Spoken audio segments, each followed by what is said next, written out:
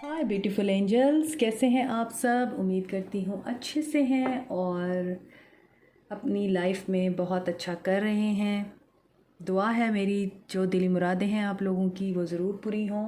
आमीन। If you are new to my channel, welcome to my channel. Please subscribe it also. Thank you so much जो already मेरे subscriber हैं और मुझे अपना प्यार शो कराते हैं। आज की रीडिंग जैसे कि आप जानते हैं संडे है, आपके पर्सन के लव मैसेजेस को लेके है।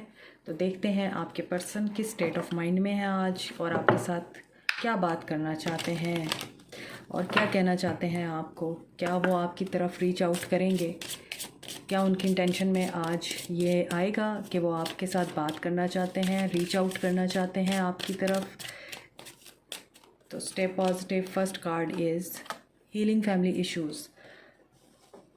तो अभी वो बिज़ी हैं अपने फैमिली इश्यूज़ को हील करने में, अपने फैमिली इश्यूज़ को डील करने में।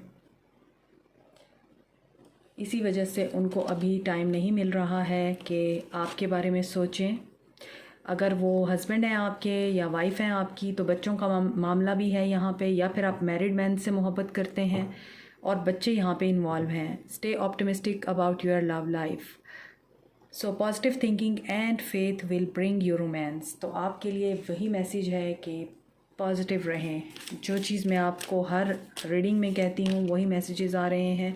Trust your intuition, trust the universe, trust the process of universe. कि आप लोग ट्रस्ट करते हैं कि आपके पर्सन आपकी तरफ वापस आएंगे और आपका रीयूनियन होगा, बिकॉज आपका ये रीयूनियन डेस्टाइंड है। ये डेस्टिनी में है आप लोगों की कि आप लोगों ने मिलना है। तो आप लोगों को इस चीज़ पे फेथ रखना है। आपके पर्सन के आपकी तरफ ये मैसेजेस हैं कि वो आपके बारे में सोचते हैं, लेकिन अभी वो अपने फैमिलीज़ को हील करने में लगे हैं, फैमिली इश्यूज़ को हील करने में लगे हैं और आपके बारे में ऑप्टिमिस्टिक हैं वो। और अपने आप को नेगेटिव थिंकिंग से, नेगेटिव थॉट से फ्री करें। अपने आप को आज़ाद करें, चिल करें, फ़न करें, बच्चों की तरह इंजॉय करें, अपनी ज़िंदगी को आसान बनाएं, क्योंकि आपकी अट्रैक्शन उनको आपको भूलने नहीं देती है। तो आप उनके माइंड में रहते हैं 24/7 और वो आपके साथ ही शादी करने का सोचते हैं। वो आपको एज ए लाइफ पार्टनर देखते हैं और आपकी क्वालिटीज़ की वजह से आपसे बहुत ज़्यादा एडमायर हैं। तो वो कह रहे हैं कि मुझ पे ट्रस्ट करो, ऑप्टिमिस्टिक रहो, अपने आप को नेगेटिव थिंकिंग से बिल्कुल फ्री करो और मेरी फैमिली के जो इश्यूज़ हैं तुम्हें पता है, उन चीज़ों को अंडरस्टैंड करो। सो अब देखते हैं आपके पर्सन के लव मैसेजेस क्या हैं।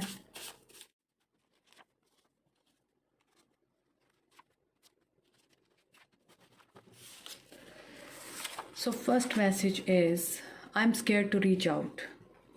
तो अभी वो कह रहे हैं कि मैं इस स्टेट ऑफ माइंड में नहीं हूँ कि मैं आपको रीच आउट करूँ।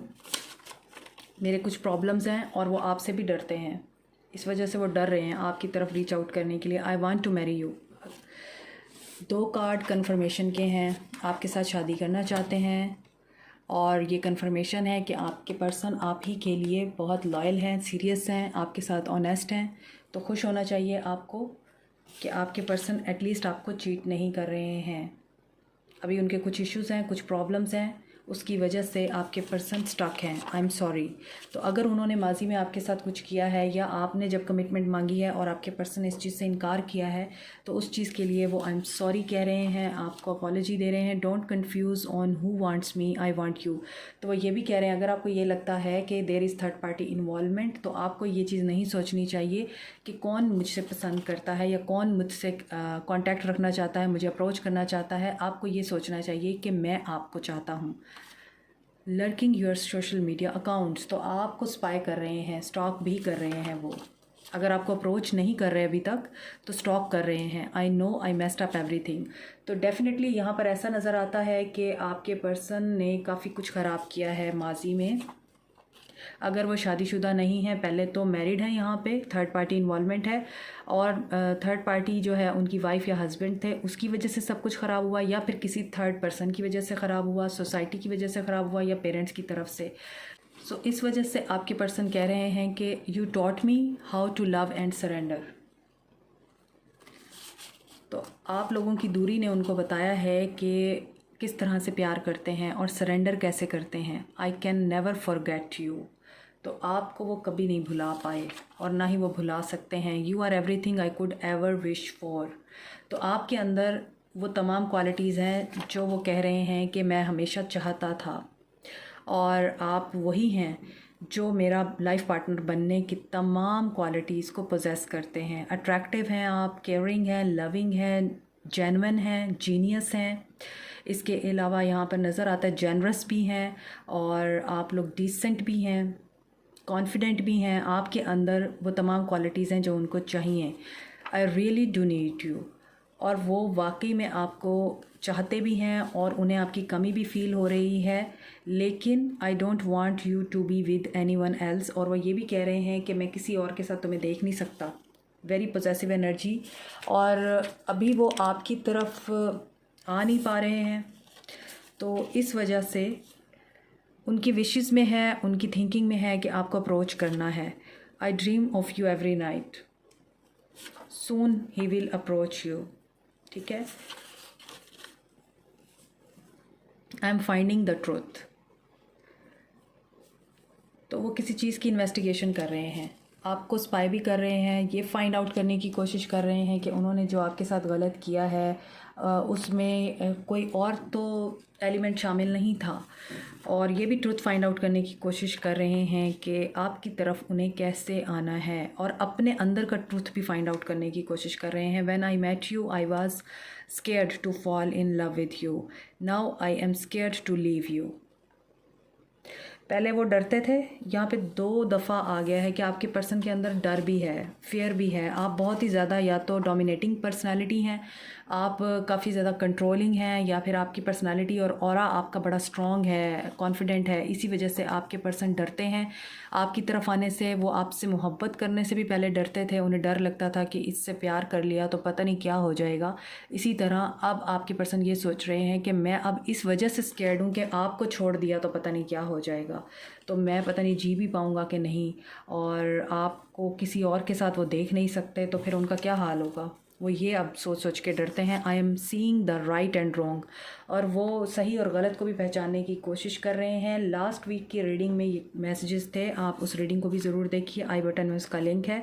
I gave up on you when time got tough, और उन्होंने आपका साथ नहीं दिया जब आप लोग परेशानी में थे, जब आप लोगों को उनकी ज़रूरत थी, जब आप लोगों को तकलीफ़ में उनके साथ की ज़रूरत थी, आपके पर्सन ने भागना बेहतर समझा।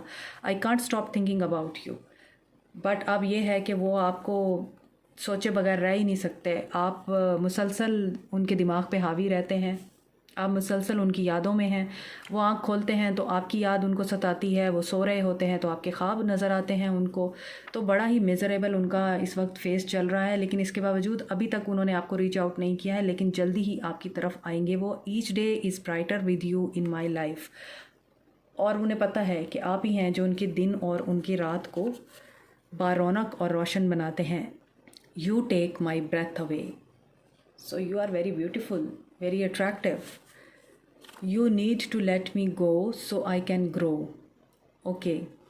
तो यहाँ पर वो ये कह रहे हैं कि जब हम जुदा हुए हैं तो मैंने तुमसे ये वर्ड बोला था कि मुझे जाने दो, क्योंकि मैं सफोकेटेड हो रहा हूँ, या मैं अब इस रिश्ते को आगे नहीं बढ़ा सकता, या मैं इस रिश्ते को आगे नहीं चला सकता। तुम अपना रास्ता पकड़ो और मैं अपने रास्ते पे जाता हूँ। ये इसलिए था क्योंकि मुझे ग्रो होना था।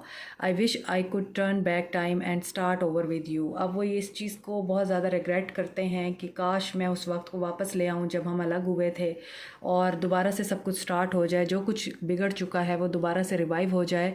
आई should have listen to you. वही बात है, आप शायद उनको रोकते रहे हैं, आप उनको कहते रहे हैं कि मेरी बात सुनो, मेरे साथ चीज़ें जो है बेहतर कर लो, मेरे साथ मामलात को बेहतर बना लो, लेकिन शायद आपके पर्सन इस एनर्जी में ही नहीं थे कि वो आपकी बात को सुन सकते। तो अब इस चीज़ को वो बहुत ज़्यादा रिग्रेट कर रहे हैं कि मैंने ऐसा क्यों किया। और ये है आज के लिए आप लोगों की रीडिंग, और आपने मुझे कमेंट सेक्शन में ज़रूर बताना है कैसी लगी आप लोगों को। Like, share, subscribe, turn the notification on, press the bell icon also. Thank you so much. Take care. Bye.